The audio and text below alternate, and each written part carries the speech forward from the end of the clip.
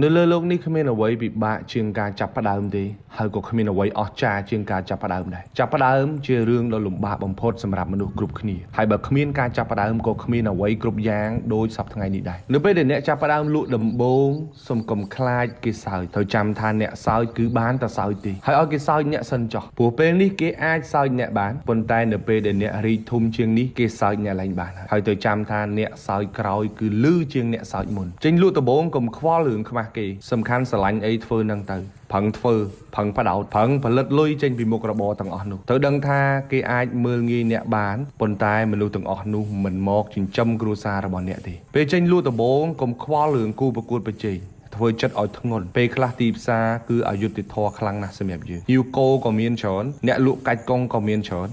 តែត្រូវធ្វើខ្លួនឲ្យមានតម្លៃបំផុតសម្រាប់ភ្ញៀវរបស់អ្នកត្រូវចាំថាដើមឈើមួយដើមដែលចាក់ឫសបានជ្រៅមិនងាយរលំងាយទេ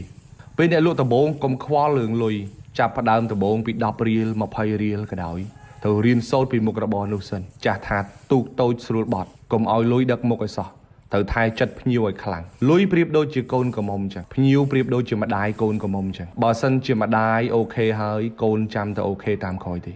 ដូចនេះការងារធំរបស់អ្នកលក់មិនមែនប្រឹងយកលុយពីភ្ញៀវទេប្រឹង